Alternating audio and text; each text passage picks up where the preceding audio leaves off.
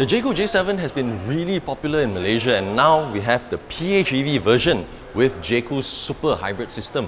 What is it all about and how different is it from the purely petrol-powered J7? Let's find out.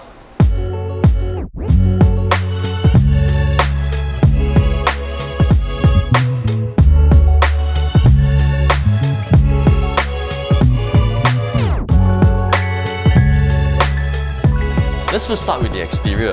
By and large, the J7 PHEV looks nearly identical to the purely petrol-powered J7, except for a few minor differences.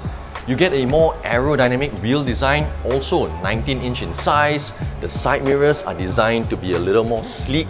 There is checkered details on the door trims, and you get a more prominent rear diffuser. Because this is a PHEV, you also get a charging flap. Aside from the colours that you get on the standard J7, the PHEV also comes with a new colour.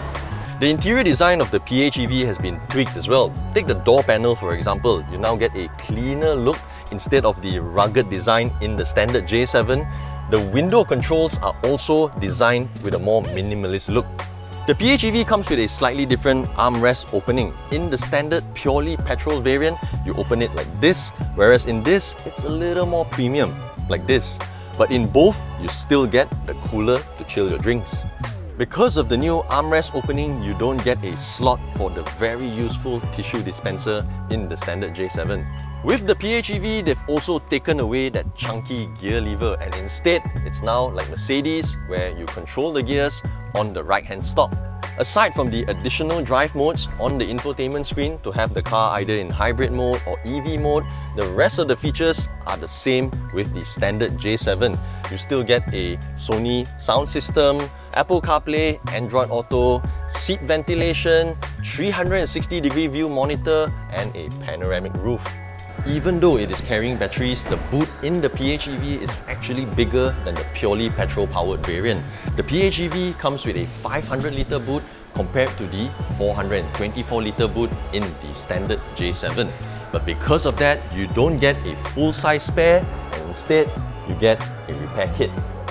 As part of Jaecoo's super hybrid system, you get a 1.5-litre turbocharged engine instead of 1.6 in the standard J7, paired with a single-speed transmission with an electric motor.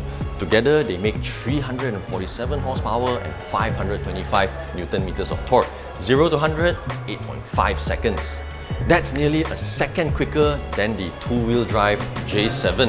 And unlike the purely petrol-powered J7, with the PHEV, you only get the front-wheel drive option. Also part of the super hybrid system, you get an 18 kilowatt-hour battery capable of giving you up to 100 kilometers of pure electric range. You can charge it with AC charging or with DC charging up to 40 kilowatts. The PHEV variant comes with a slightly bigger 60-litre fuel tank compared to the 57-litre fuel tank in the standard J7.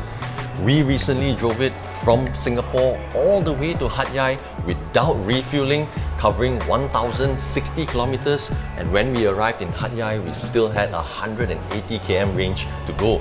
Jaecoo says this car can do up to 5.9 litres per 100 kilometers, but during that trip, we averaged between 3.6 litres to 4 litres per 100 km. Covering that kind of distance on one single tank of fuel and clocking that kind of fuel consumption figure is usually more common with diesels, but it's definitely not with petrol. The Jaecoo J7 PHEV cost 158,800 ringgit, making it not just the first PHEV under 200,000 ringgit, but also the most affordable. It comes with a 7-year or 150,000 kilometer warranty and an 8-year or 160,000 kilometer warranty for the batteries. What do you think about the Jaecoo J7 PHEV? Does it look impressive? Does the figures sound impressive? Let me know in the comments. For more information on the Jaecoo J7 PHEV, log on to AutoBuzz.my.